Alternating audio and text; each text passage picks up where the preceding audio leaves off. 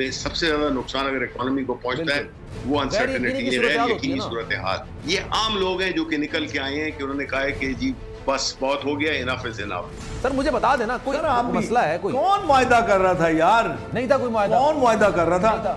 भारतीय वो जो है पुलिस है और जो इजराइल में हम देखते हैं तशद्दुद फलस्तीनियों पे, कश्मीरियों पे, उससे ज्यादा इधर हुआ है। एक ऐसा है जैसे कि किसी आप एक बंदर को एक जहाज उड़ाने के लिए दे दें कि वो अच्छे खासे जहाज को वो जो है तो वो नीचे ले जाएगा, कि एक शख्स जिसका कि भाई एब्सकॉन्ड कर रहा हो, जिसकी के बेटे एब्सकॉन्ड कर रहे हो, इधर दूसरा भाई है उस पे और उसके बेटे पे सीरियस मनी लॉन्ड्रिंग के चार्जेस हों। वारदातें रुकने का नाम लेती है नहीं, गाए बगाए हम इस पर बात करते हैं कि भाई ये क्यों हो रही हैं, क्या वजूहात हैं, और अब तो चेहरे भी साफ नजर आते हैं। कोई पकड़ा जाता है इनमें? कराची में यौमिया मोबाइल फोन छीनने के इतने ज्यादा वाकयात हैं कि लोगों ने रिपोर्ट तक करना बंद कर दिया है। पैसा देके थाना खरीदा जाता है, पैसे देके एसपी, डीआईजी और वो फिर रिकवर भी करते होंगे, जाहिर सी बात है, आएंगे तो इन्वेस्टमेंट है ना ये तो एक तरीके से।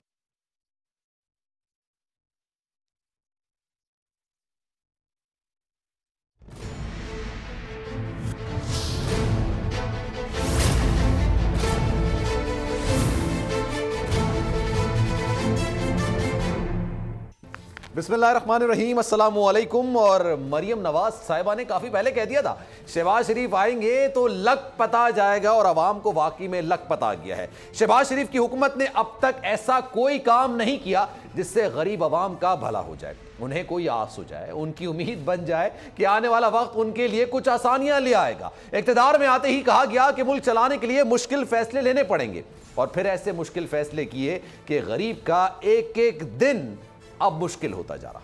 वजीर खजाना टीवी पर आकर रोज एक नई बात करते हैं, आवाम का मजाक उड़ाते हैं और चले जाते हैं। महंगाई मुकाओ का नारा लगाकर हुकूमत में आने वाले शहबाज शरीफ और उनके इत्तेहादी गरीब को रिलीफ तो दूर की बात है, अब तक ऐसा कोई इकोनॉमिक प्लान नहीं दे पाए जिससे एक आम आदमी की माशी सूरत हाल कुछ बेहतर हो सके।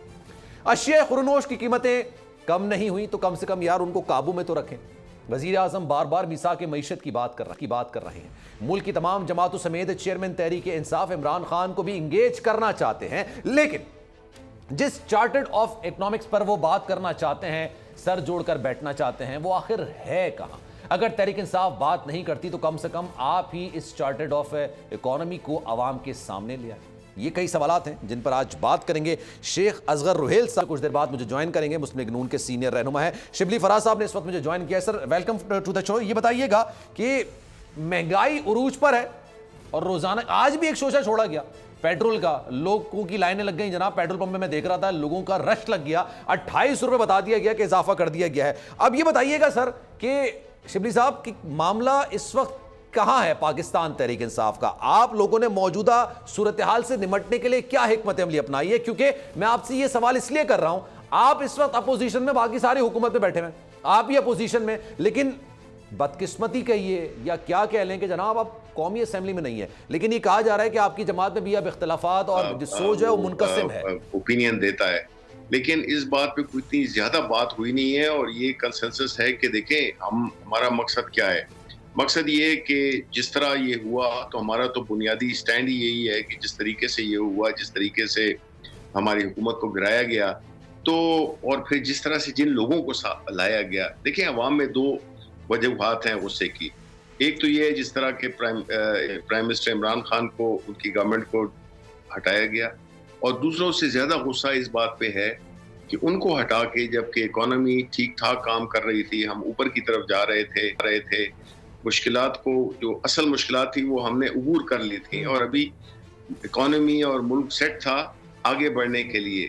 उस दौरान में एक ऐसा एक चेंज लाया गया जो कि या तो हो ना कि बेहतरी के लिए हो, एक ऐसे लोगों को लाया गया जो कि अवाम में उनकी कोई क्रेडिबिलिटी नहीं है, उन पे केसेस हैं, और उन्होंने आती इतनी जल्दी दिखाई 2-3 चीजें करने में, और सारी उनके अपने लिए थे। पहले तो 2 महीने जाया किए, 1.5 महीना जाया किया, कैबिनेट में कुछ पेट्रोल नहीं बढ़ाना था, बिल्कुल एक कैफियत अनसर्टेनिटी थी। और देखें मार्केट्स, इकोनॉमी जो है, अनसर्टेनिटी पे सबसे ज्यादा नुकसान अगर इकोनॉमी को पहुंचता है वो अनसर्टेनिटी है, यकीनी सूरत हाल। उस सूरत हाल में फिर इन्होंने आते ही FIA और इस किस्म के अफसरान का तबादला, रिकॉर्ड्स को आगे पीछे करना, ये तो शुक्र है कि सुप्रीम कोर्ट ने सुओ मोटो लिया और उनको रोक दिया। फिर इस तरह इन्होंने जो ये इलेक्टोरल रिफॉर्म्स और नैब लॉ में यकतरफा एक दिन नेशनल असेंबली में उधर से उसको सेनेट में फेंका, सेनेट में भी उसी दिन बगैर किसी डिस्कशन, बगैर किसी कमेटी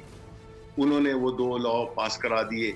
तो मकसद ये है कि इनके आने का पहला मकसद वाहिद था, वो ये था कि अपने खिलाफ केसेस जो कि आप फिनालिटी की तरफ जा रहे थे उनको जो है ना सबोटाज करें। सही है। तो इनका मकसद न ही इनकी कोई तैयारी थी। बड़े सुनते थे कि जी वो शहबाज शरीफ बड़ा एडमिनिस्ट्रेटर है, हमने तो देख लिया, वो एक घर के पिछवाड़े में वो खेलने वाले शख्स ने जो है उसको पूरा मुल्क हवाले कर दिया।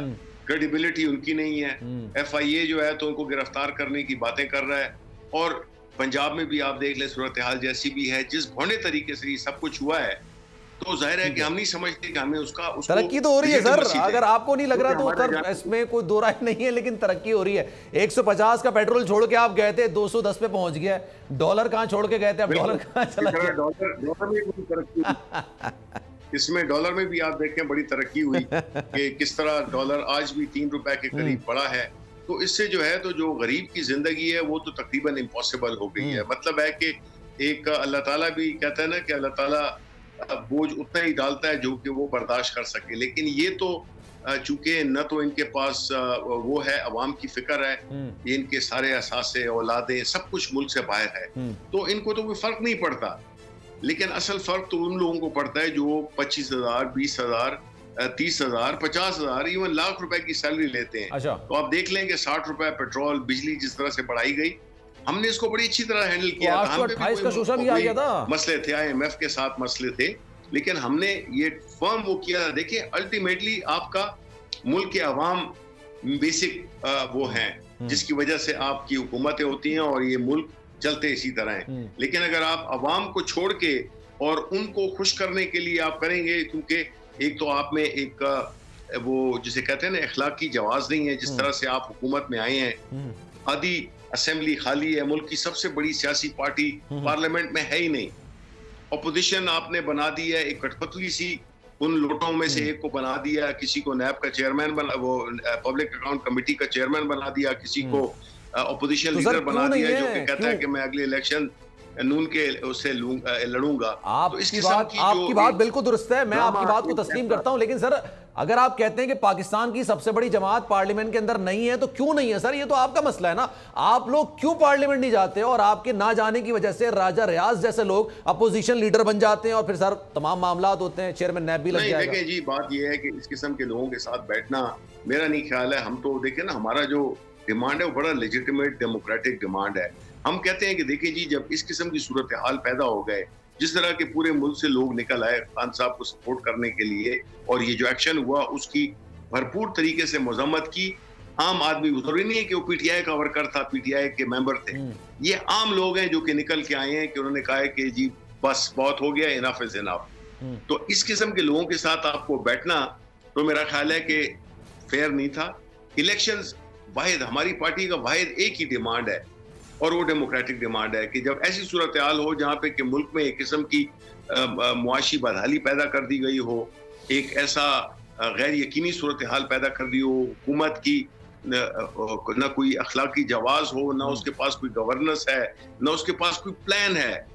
बिल्कुल वो अंग्रेजी में जो हेडलेस चिकन कहते हैं ना, उसकी तरह फिर रहे हैं। इनको समझ ही नहीं आ रही है कि क्या हो रहा है। सारे बौखलाए हुए लगते हैं। आप मुफ्ती इस्माइल को देख लें, आप प्राइम मिनिस्टर जो वो हैं वो उनको देख लें, बौखलाए हुए हैं, न कोई प्लान है और गठजोड़ है ऐसी पार्टियों का जिसमें कि कोई यगानगत है ही नहीं। ठीक है, ऐसी सूरत हाल में मुल्क नहीं आगे बढ़ सकता, फिर स्पेशली मुश्किलात में। ठीक है, और मुश्किलात भी इन्होंने एकदम पैदा कर दी हैं। पूरा एक मार्केट में एक वो पैदा कर दिया है, एक ऐसी सूरत हाल पैदा कर दी है। इजाजत दें, अगर आप इजाजत दें, शेख साहब ने मुझे ज्वाइन किया, शेख असगर रुहेल साहब, ये जो आपने जितनी बड़ी चार्जशीट होंगे सर वो इसका जवाब दें। शेख साहब बहुत शुक्रिया आपके वक्त का। सर ये बताइएगा, महंगाई के अलावा भी मुल्क में किसी किस्म का कोई काम हो रहा है? महंगाई 202 का आज डॉलर है सर, पेट्रोल आज शोशा छोड़ा गया था, 28 रुपये बढ़ रहे हैं सर। इस वजह से आप लोग आए थे हुकूमत में, या मईशत की बेहतरी के लिए आए थे, महंगाई को कम करने के लिए आए थे?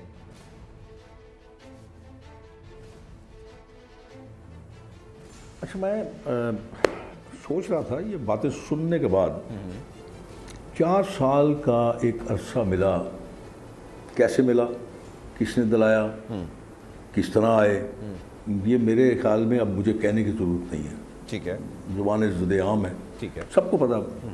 और पता जो रह गया था कसर, वो अब पूरी हो गई। आप ये समझते हैं कि अपने दिल पे हाथ रख के बताइए, आप ये समझते हैं कि 4 साल की जो खराबियाँ, खामियाँ या बर्बादियाँ हैं, उनको आप मैं नहीं समझता। जो आपने मुआहदे किए, उन मुआहदों को आप उन मुआहदों को आप टर्न डाउन नहीं कर सकते।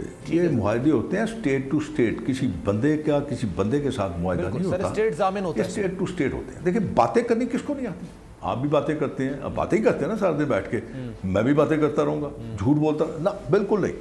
मैं ना तो इनकी जो खामियां हैं उन पर वक्त ज़ाया करूँगा, ना मैं ये कहूँगा कि अवाम इनके साथ बिल्कुल नहीं है, और हकीकत है कि नहीं है।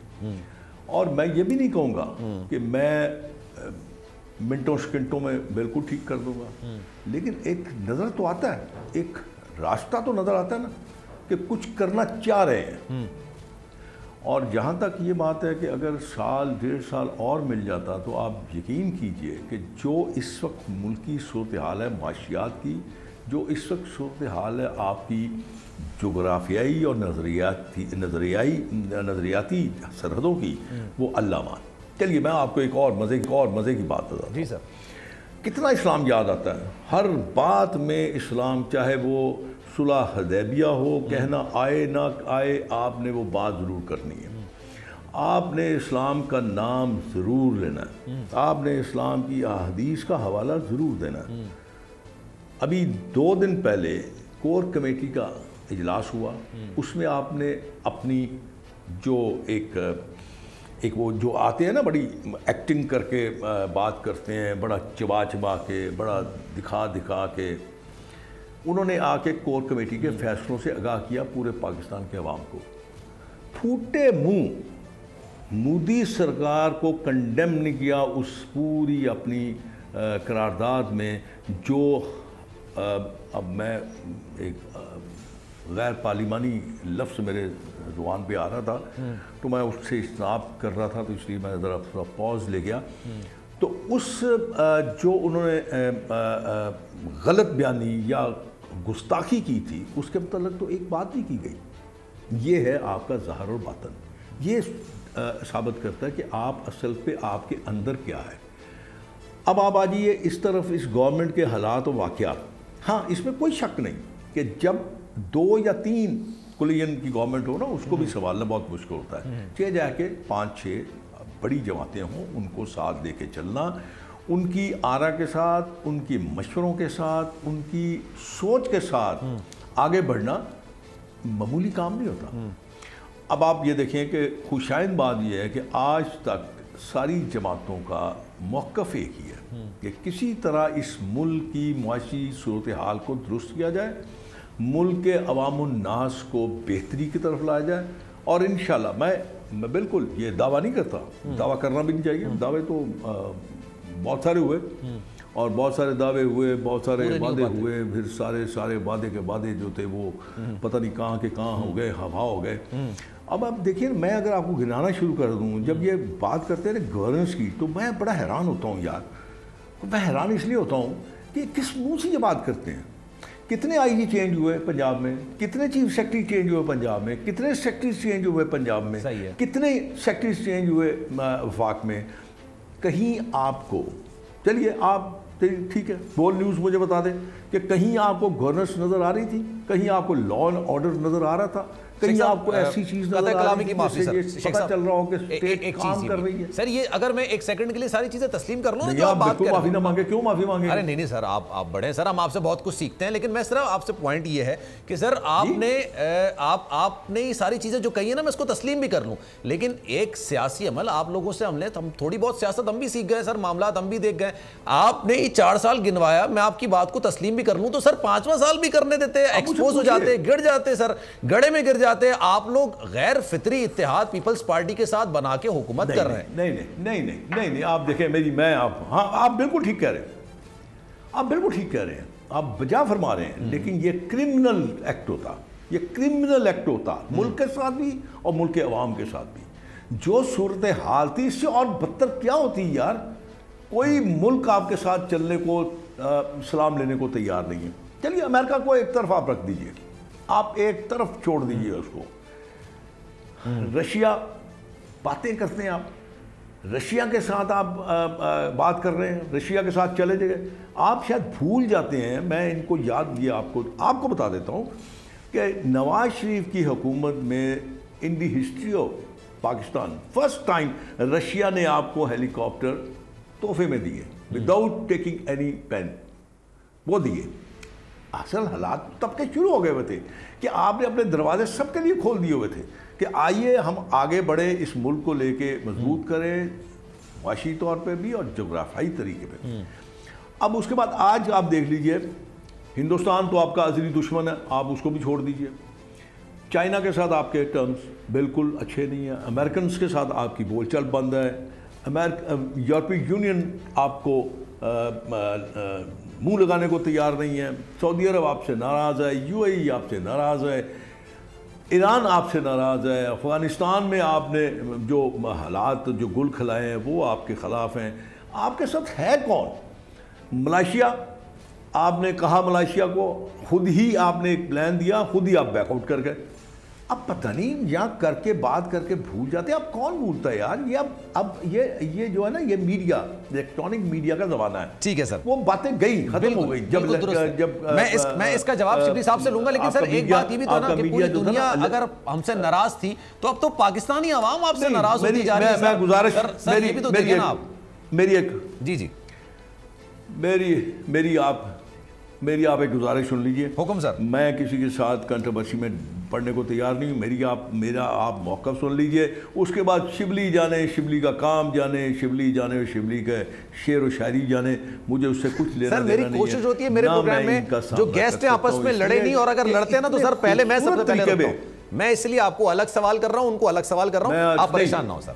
नहीं सर, मैं बिल्कुल नहीं। चले, मैं आप करते रहे सवाल करें, पूरा प्रोग्राम उनसे सवाल करें। अच्छा। मैं आपसे इजाजत चालूंगा, क्योंकि मुझे झूठ बोलना नहीं आता। ठीक है, मेरे बड़ों ने मुझे ये नहीं सिखाया कि तुम मुझे आप मेरी कोताही आप मेरे सामने पेश कर दें, मैं मान लूंगा। सर मैं आपकी बात को तस्लीम कर लेता पेश कर, मैं मान लूंगा सर आपकी बात। आपने हेलीकॉप्टर का जिक्र किया ना, आपने हेलीकॉप्टर का रूस के, पेट्रोल भी तो आप उनसे ले सकते हैं ना, पेट्रोल ले लेना सर, क्यों नहीं ले रहे?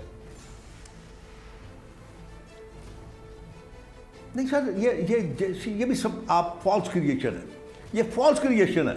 आप अपनी माशी हालत आपने देखी है आपकी, आपने जो हालात इससे पैदा कर दिए हुए हैं, जिस नज पे आप चले गए हुए हैं, आप खुदा न खास्ता आप कह रहे थे कि इनको साल और देते, आप डिफ़ॉल्ट कर जाते, और जब आप डिफ़ॉल्ट कर जाते तो आपके पास तो इस किस्म का हालत हो जाती कि आप अपने मुल्क ही चला सकते थे। कमाल करते आप। अब ये बच्चों वाली हरकतें छोड़ दीजिए। इन्होंने कहा जी फ्रांस का मुआहदा किया ना, फ्रांस का एक एम्बेसडर निकाल देंगे। आप में इतनी जरूरत नहीं थी कि आप फ्रांस के एम्बेसडर को बुला के उसके मरासले के हाथ में पकड़ा देते। आप में तो ये जरूरत नहीं थी।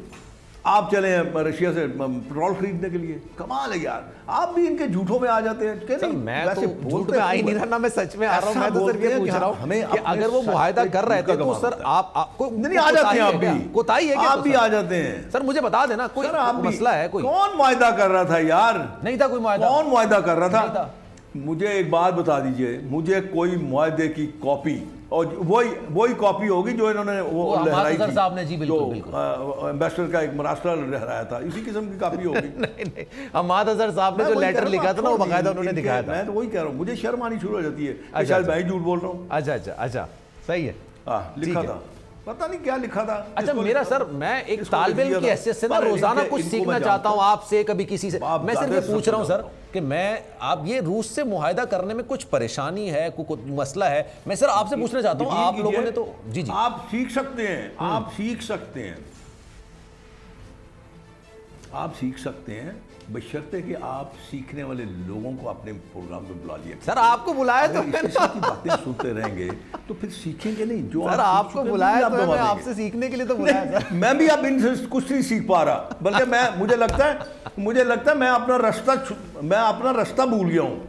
ये कभी आपने देखा मुझे? मैं सिर्फ और सिर्फ जाता हूँ, आप मुझसे सवाल कीजिए, कड़वे कीजिए, तलह कीजिए, सख्त कीजिए, जैसे जी चाहे आप सवाल कीजिए। मेरी अकल में, मेरी समझ में, मेरी फिक्र में होगा, मैं आपको जवाब। सर अगर कड़वा सवाल आपने अगर मुझे इजाजत दी है तो सर मैं आपकी इजाजत को सर आंखों पे रखता हूं। लेकिन सर ये बताइएगा, अवाम ये सवाल करते हैं, आज मैं गया, ये 28 रुपए पेट्रोल का जो था, 28 रुपए पेट्रोल का जो मामला था ना, मैंने बहुत सारे पेट्रोल पंप पे गया, वहां पे गाड़ी में पेट्रोल डलवाने के लिए तो खैर लाइनें लगी हुई थी।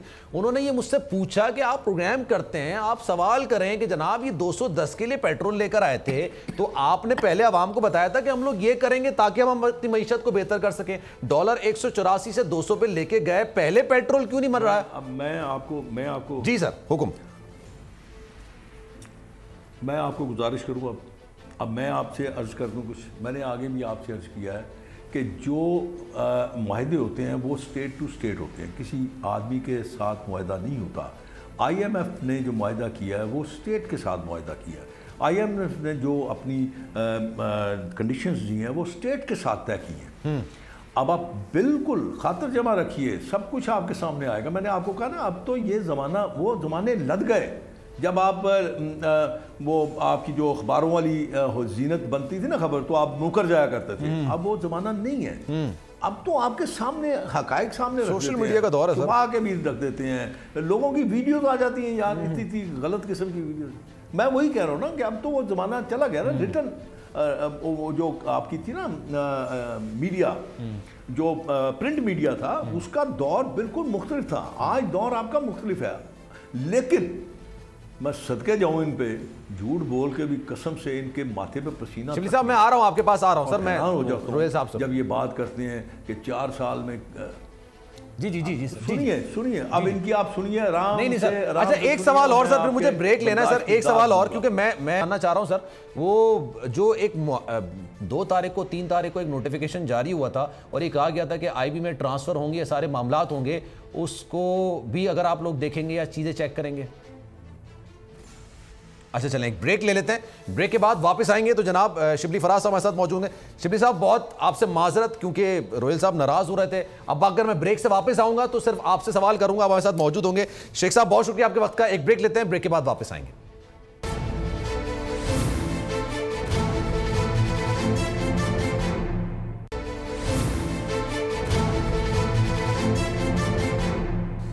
जनाब प्रोग्राम एक बार फिर से आपको खुशामदीद कहते हैं। शिबली फराज साहब हमारे साथ मौजूद हैं। सर माजरत, आपको काफ़ी देर तक रोका मैंने, क्योंकि हमारे साथ शेख साहब मौजूद है, शेख रोहेल असगर साहब, वो भी अपनी बात कर रहे थे। जनाब ये बताइएगा सर, आपकी क्लैरिटी कुछ नज़र नहीं आती। आप लोगों को पार्लियामेंट में जाना है, नहीं जाना है, और अगर आप पार्लियामेंट में नहीं जाते, क्योंकि आप पहले जो गुफ्तगू कर रहे थे उसमें कह रहे थे कि जनाब पाकिस्तान की सबसे बड़ी जो जमात है वो पार्लियामेंट के अंदर मौजूद नहीं है, आपने धरने करने, अदालतों की तरफ देख रहे हैं। और सर राजा रियाज जैसे लोग अगर अपोजिशन लीडर बनेंगे, जो ये कहते हैं कि हमने नून लीग की टिकट पर इलेक्शन लड़ना है, तो सर इसमें कोताही उसूली तौर पर देखा जाए तो आपकी ना क्लैरिटी आप लोगों के डिसीजंस में नजर नहीं आती। बिल्कुल जी, देखें बिल्कुल क्लैरिटी है, और कोई भी पॉलिटिकल पार्टी उसकी जो स्ट्रेटजीज होती हैं वो मल्टी डायमेंशनल होती हैं। वो वो नहीं होती हैं, यूनिलैटरल नहीं होती हैं कि जी एक ही लाइन पे चल पड़े हैं। नहीं, हम इसको भी देख रहे हैं, अपने जो हमारी जो लोगों का जो गम गुस्सा है, हमारे पे बड़ा प्रेशर है अवाम का।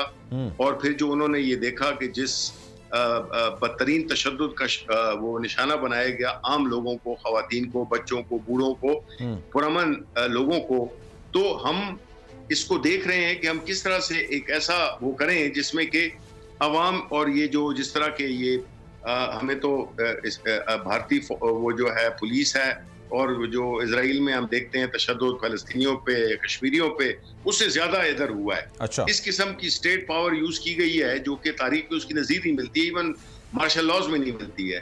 तो इस किस्म की चीजों में हमारा मकसद तो मुल्क में खाना जंगी या कोई एक ऐसा लॉ एंड ऑर्डर या वायलेंस का प्रोग्राम नहीं है। हम तो पुरअमन लोग हैं, हमारे कितने तारीखी जलसे हुए हैं, तो हम ये चाहते हैं कि एक साइड पे हम अपने लोगों को भी मोबिलाइज करें, उनको भी हम वो दें, क्या कहते हैं, अवेयरनेस दें। इसी तरह हम अपने कानूनी फील्ड पे भी हम फ्रंट पे भी हम लड़ रहे हैं, और इसी तरह जो हमारे जो इलेक्शन हैं, वो जाहिर है कि इलेक्शन में तो कोई भी होगा तो मैदान तो हम खाली नहीं छोड़ेंगे, हम पूरे भरपूर तरीके से इलेक्शन में हिस्सा लेंगे, क्योंकि न लेना वॉक ओवर की मिसाल है। जिस तरह के आज हुआ जिसमें कि पब्लिक अकाउंट कमेटी में मैं गया, मैं वाहिद ऑपोजिशन का मेंबर था जो वहां बैठा हुआ था, और उधर हमने देखा कि अपने आप को लोग एनआरओ दे रहे हैं, तो ये एक्सेप्टेबल नहीं है। हम मतलब है कि हर तरह एक मल्टी डायमेंशनल अप्रोच है हमारी। तो सर क्या इन ऑप्शंस में जो आप कह रहे हैं कि हमने तमाम ऑप्शंस खुले रखे हैं, इसमें क्या मीसाकी मईशत या ग्रैंड डायलॉग का हिस्सा बनना भी है? क्योंकि आप लोग इस हवाले से कुछ हिकमत अमली बनाई है, आपने कोई मुज़ाकरात की राह हमवार हुई है, सियासी गैर सियासी लोगों ने आपसे राब्ता किया है, बैकडोर राब्ते हुए? देखिए जहाँ तक ये इस तरह की वो है, हमने देखा कि क्या हाल हुआ जो मिसाक जमहूरियत हुआ था, वही पार्टीज दो जिन्होंने के आपस में किया था, उसका क्या हाल हुआ।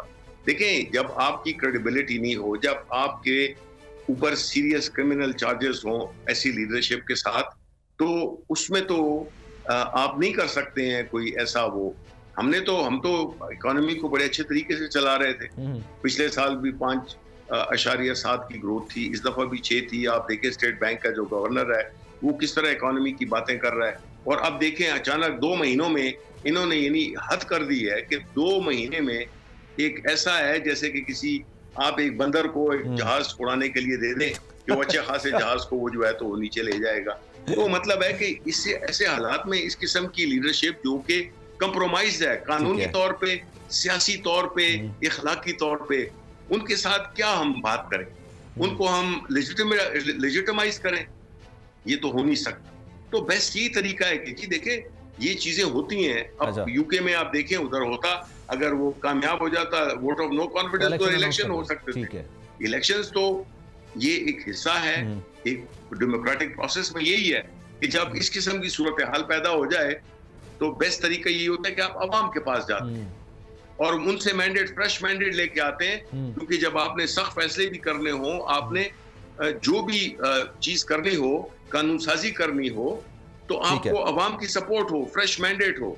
अभी तो इस वक्त तो आपको पता है कि क्या सिचुएशन है। लेकिन सर फिर आप ये जो आप इक़दामात की बात कर रहे हैं, ये तमाम चीजों की बात कर रहे हैं, इस वक्त ओवरऑल अगर देखा जाए हुकूमत काफी ज्यादा चीजों में अपर हैंड करती हुई नजर आ रही है। आप लोग जितने इक़दामात उठाते हैं बैकफायर होते हुए नजर आ रहे हैं। अभी बजट भी आने वाला है और जो कसर पेट्रोल में रह गई है वो बजट में पूरा कर लेंगे। तो सर आपको क्या लगता है हुकूमत दबाव में, क्योंकि हुकूमत तो अपना जो टेन्योर है वो पूरा करती हुई नजर आ रही है। चॉइस नहीं है। देखिए मुल्क की रियलिटी है, ये तो नहीं है कि आप हमने तो जब ये इस तरह की सूरत हाल पैदा हुई थी तो हमने तो असेंबलियां तोड़ दी थी कि इलेक्शंस हों, क्योंकि इस किस्म की सूरत हाल में किसी के पास इतने ये 2-3 वोटों पे खड़ी होने वाली हुकूमतें, ये जो है तो हमें देखें हमें कितनी मुश्किलात थी हमारे साथ। हालांकि हमारे इत्तेहादी जो थे उसकी वजह से हम बड़ी ब्लैकमेलिंग होती थी जी, बड़ा मुश्किल हो जाता है। तो इसलिए बेहतर यही है कि एक ऐसी पार्टी आए जिसको कि अवाम सही मैंडेट दें कि वो फिर फैसले भी कर सके। जब तक अवाम की सपोर्ट नहीं होंगे, चाहे आप कोई भी फैसला कर लें, वो कामयाब ही नहीं होगी, क्योंकि उसकी ओनरशिप नहीं है।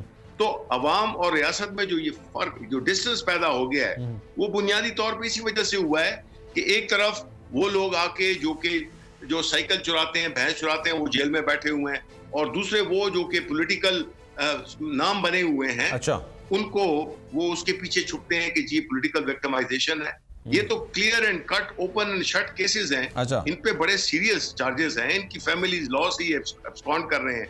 आप मुझे बताएं कि एक शख्स जिसका के भाई एब्सकॉन्ड कर रहा हो, जिसकी के बेटे एब्सकॉन्ड कर रहे हो, इधर दूसरा भाई है उस पे और उसके बेटे पे सीरियस मनी लॉन्ड्रिंग के चार्जेस हों, अदालतों में जिस दिन उसने हल्फ लेना हो, जिस दिन उस पे फर्द जुर्म आयद होनी हो, उस दिन वो हल्फ ले रहा है वज़ीर आज़म पाकिस्तान का। तो ये पाकिस्तान के अवाम की तौहीन नहीं है, ये उनके मुंह पे तमाशा नहीं है। फिर ऊपर से एक तो कहते हैं कि वो करेला ऊपर से नीम चढ़ा। एक तो आप जिस गलत तरीके से आए हैं, फिर जो आप जो फैसले कर रहे हैं, जो अवाम दुश्मन आप इकदामात ले रहे हैं, में से सर कैसे उन फैसलों में से एक फैसला ये भी है सर, ये राना सनाउल्लाह साहब कह रहे हैं, मुझे 1 दर्जन भर केसेस हैं गालिबन शायद खान साहब के, तो ये कह रहे हैं कि जनाब अगर जमानत खत्म हो जाएगी तो जो उनकी सिक्योरिटी पर मामूर है ना पुलिस एहलकार, वही उनको गिरफ्तार कर लेंगे। तो आपके पास ऐसी इतलात या कोई लाहेमल आप लोगों ने बनाया है इससे बचने के लिए, निपटने के लिए?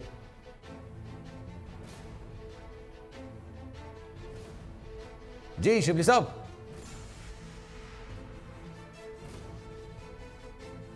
शिबली साहब, गिरफ्तारी से बचने के लिए खान साहब की कोई लाहेमल बनाए, कुछ इतलात हैं गिरफ्तार उनको किया जा रहा है? इसकी मिसाल ऐसे है कि एक गीदड़ किसी टाइगर को डराने की कोशिश कर रहा हो, आप समझ लें, आप सोच लें ये पॉसिबल है। इस किस्म की चीजों से खान साहब नहीं घबराने वाले। He is known for his courage, he is known for his principle stand.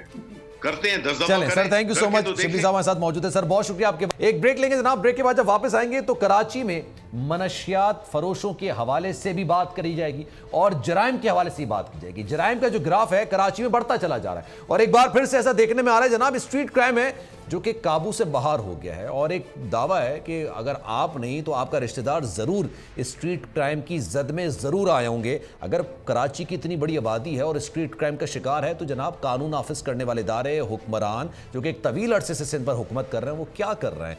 क्यों दंदनाते फिरते हैं स्ट्रीट क्रिमिनल सड़कों पर और आवाम बेबसी की तस्वीर बने हुए होते हैं? एक ब्रेक लेते हैं, ब्रेक के बाद वापस आएंगे।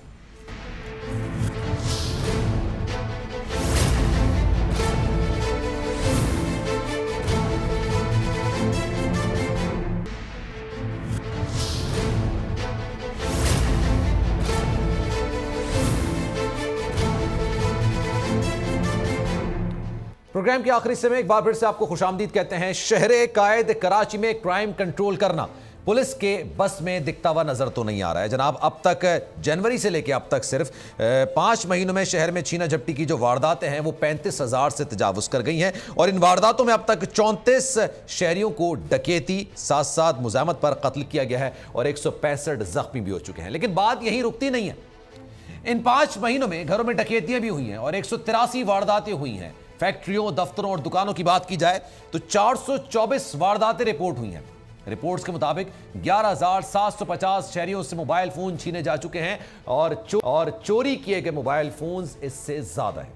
शहरियों में से 70 गाड़ियां छीनी जा चुकी हैं, 907 चोरी की गई हैं। मोटरसाइकिलों की बात करें तो रवां साल अब तक 19,832 मोटरसाइकिलें वारदातों में छीनी जा चुकी हैं जबकि 1,854 चोरी की गई हैं। स्ट्रीट क्राइम की वारदातों में इतनी तेजी से इजाफे के बावजूद जनाब ये रिपोर्टेड वारदातों की तादाद सिर्फ 2043 है जो बात पैदा करती है। और उनमें सवाल यह है कि जनाब कराची का कोई भी शहरी अगर वो स्ट्रीट क्रिमिनल्स का शिकार नहीं हुआ होगा तो उसका घरवाला तो जरूर हुआ होगा, घर में कोई फर्द तो जरूर हुआ होगा, रिश्तेदार तो जरूर हुआ होगा। और कराची पाकिस्तान का सबसे बड़ा आबादी के लिहाज से शहर है, सबसे बड़ा शहर है। उसके बावजूद यहां पर जो आवाम है सबसे ज्यादा टैक्स देते हैं पाकिस्तान, उसके बावजूद फिर भी कराची के बासियों को, कराची के रहने वालों को क्यों इन डकैतों के, स्ट्रीट क्रिमिनल्स के रहमो करम पर छोड़ा गया है? और अब तो दीदा दिलेरी यह है कि जनाब अभी मैंने 2 दिन पहले एक वीडियो देखी थी, 4-5 लड़के खड़े हुए थे, 2 लड़के आए और उन्होंने एक लड़के को गोली मार दी जो इस वक्त वेंटिलेटर पर मौजूद है। तो वो सवाल करना उसका हक है भाई कि मेरी हिफाजत यहां पर कानून नाफिज करने वाले इदारे की जिम्मेदारी। ये मंजर आप देखें, तकरीबन 6 लड़के खड़े हुए हैं और ये बंदा आगे बढ़ता है, इसको स्ट्रेट फायर मारा जाता है और जो पीछे हमने ब्लर कर दिया है ये गिरा पड़ा हुआ है और जनाब ये अभी तक वेंटिलेटर पर है। ये 2 लोग सुकून से बैठे, बिना इनको किसी की परेशानी, कोई रोक टोक नहीं, गन लहराई और उसके बाद ये जाओ और वो जाओ। कई हम बातें करते हैं, कई हम सवालात उठाते हैं, लेकिन उसके बाद सब कुछ खत्म हो जाता है। शोएब बर्नी साहब इस वक्त हमारे साथ मौजूद हैं, डिप्टी ब्यूरो चीफ हैं। शोएब साहब ये बताइएगा, ये वारदातें रुकने का नाम लेती है नहीं, गाहे बगाहे हम इस पर बात करते हैं कि भाई ये क्यों हो रही हैं, क्या वजूहात हैं, और अब तो चेहरे भी साफ नजर आते हैं, कोई पकड़ा जाता है इनमें? जी सलमान साहब, आपने बिल्कुल सही निशानदेही करी। आप अपने प्रोग्राम के जरिए पहले भी निशानदेही करते रहते हैं, लेकिन कराची में स्ट्रीट क्राइम ने 2022 में, माजी में जब से पाकिस्तान बना है, तमाम तर क्राइम के रिकॉर्ड इस वक्त तोड़ दिए हैं। कराची में अभी जून का महीना शुरू हुआ है और ऐसे में सूरत हाल ये है कि जराइम के रिकॉर्ड इतने ज़्यादा टूट चुके हैं कि यौमिया कराची में 235 अफराद जराइम की मुख्तलिफ वारदातों का शिकार हो रहे हैं। एक बहुत बड़ा फिगर है, 235 अफराद यौमिया कराची शहर में। दुनिया के बड़े बड़े ममालिक में ऐसा होता है कि क्राइम ज़्यादा होता है, लेकिन कराची में क्राइम मुसलसल बढ़ता चला जा रहा है और इसको कोई रोकने में हम देख रहे हैं कि काबू में नहीं आ रहा। इसकी एक बहुत बड़ी बुनियादी वजह महंगाई में इजाफा, बेरोज़गारी का फैलना, जिस तरह पेट्रोलियम प्राइस बढ़ रहे हैं तो गुर्बत बढ़ रही है, लोग अपने अखराजात पूरे करने के लिए भी लूटमार करते हैं। लेकिन एक बहुत बड़ी वजह वो है जो कि नशे के आदी अफराद हैं, जो मंशियात का इस्तेमाल करने के लिए कराची में स्ट्रीट क्राइम करते हैं, क्योंकि ये एक आसान जुर्म होता है। इसको करके चंद मिनट में आप मोबाइल को बेचते हैं अपने पैसे खड़े करते हैं और अपना काम निकाल लेते हैं। कराची में यौमिया मोबाइल फ़ोन छीनने के इतने ज़्यादा वाक़यात हैं कि लोगों ने रिपोर्ट तक करना बंद कर दिया है। आपने अभी अपने इंट्रो में कहा कि हर घर में ही कोई ना कोई शख्स लुटा होगा, नहीं लुटा होगा तो उसकी फैमिली में तो यकीनी तौर में कोई ना कोई कराची में लुटा होगा। अब सूरत हाल ये है कि एक घर में एक फ़र्द नहीं, 4-4 फ़र्द 4-4 मरतबा लुट चुके हैं।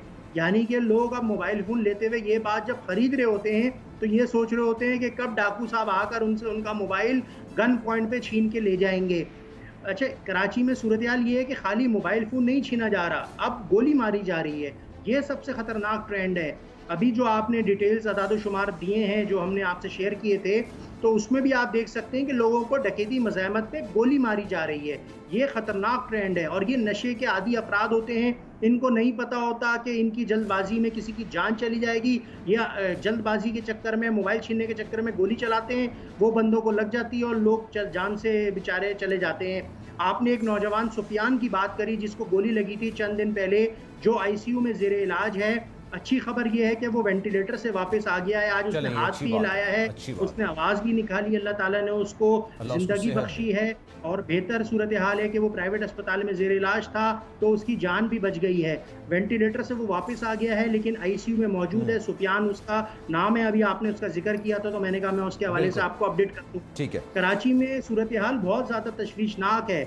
एक आम शहरी बैंक की ATM में जाता है, उसको ये खतरा होता है कि मैं वापस कैश लेके निकलूंगा तो लूट लिया जाऊंगा। आप बैंक से पैसे लेके, कैश लेके निकलते हैं, आपकी मुखबरी हो जाती है कि आपके पास ज़्यादा पैसे हैं, आप घर तक नहीं पहुंचते, 3-4 डकैत आते हैं, आपको लूट के ले जाते हैं।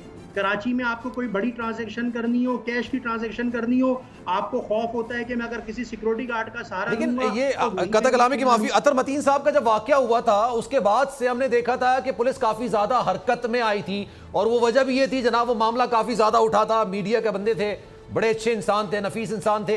तो जनाब ये बार बार वाकयात होते हैं, फिर पुलिस हरकत में आती है, उसके बाद जब मीडिया दूसरी चीजों में लग जाता है तो क्या वो भी भूल जाते हैं कि भाई हमने भी, हमारी भी जिम्मेदारी है, हमने ही करना है, हम नहीं करेंगे तो कौन करेगा ये? जी बिल्कुल सलमान साहब, आपने सही पॉइंटेशन करी। जैसे अतर मतीन साहब का जब वाकया हुआ तो उसके बाद मीडिया पे हाइप मची, तमाम टीवी चैनल्स की स्क्रीन एक ही चीज़ बोल रही थी कि कराची में क्राइम बढ़ गया, क्राइम बढ़ गया। लेकिन फिर जिस तरह पॉलिटिकल मामला, डेवलपमेंट आगे आई, गवर्नमेंट आई गई, तो उसमें ये क्राइम की खबर चलना कम होती है। जैसे ही क्राइम की खबर चलना मीडिया में कम होती है, अखबारों में छपना कम होती है, तो पुलिस की तवज्जो भी क्राइम को रोकने के बजाय अपना ज़ाती माल बनाने में लग जाती है, क्योंकि जब क्रिमिनल ज़्यादा होते हैं तो उनको माल भी ज़्यादा मिलता है। अब कराची का कोई थाना बगैर रिश्वत लिए नहीं चलता। कराची का कोई पुलिस अफसर, जो भी कराची के पुलिस अफसरान हैं, उनकी जो पोस्टिंग्स होती हैं उसमें पैसा की बोलचाल होती है, यानी पैसा देके थाना खरीदा जाता है, पैसे देके SP, DIG और वो फिर रिकवर भी करते होंगे, जाहिर सी बात है, आएंगे तो इन्वेस्टमेंट है ना ये तो एक तरीके से। बिल्कुल बिल्कुल, आप देखें ना, एक थाने का SHO आपको लगना है 70-80 लाख रुपए आपको लगाने पड़ेंगे। आपको किसी जिले का SSP लगना है, जो इजला है पुलिस के, तो आपको 8 करोड़ 6 करोड़ रुपए लगाने पड़ेंगे। आपको कराची का किसी जोन का DIG लगना है तो आपको 12 से 14 करोड़ रुपए लगाने पड़ेंगे।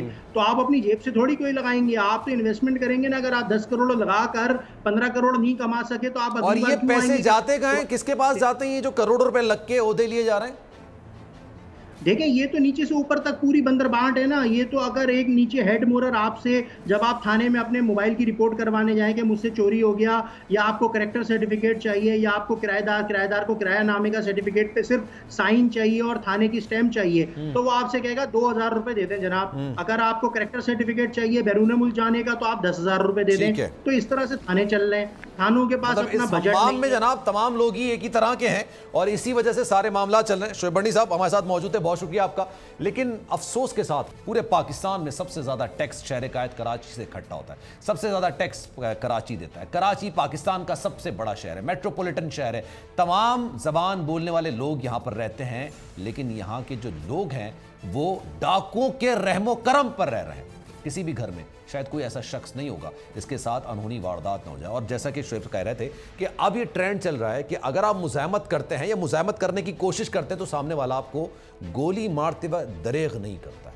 इसको रोकना पड़ेगा, इसको रोकना चाहिए, क्योंकि हम सब का हक है आज़ादी के साथ रहें, आज़ादी के साथ जिएं, और ये स्ट्रीट क्रिमिनल्स के खिलाफ एक ऑपरेशन होना चाहिए। सलमान मिर्ज़ा को दीजिए इजाज़त। जिंदगी रही, सेहत रही, कल आपसे फिर मुलाकात होगी। ख्याल रखिएगा अपना। अल्लाह हाफ़िज़।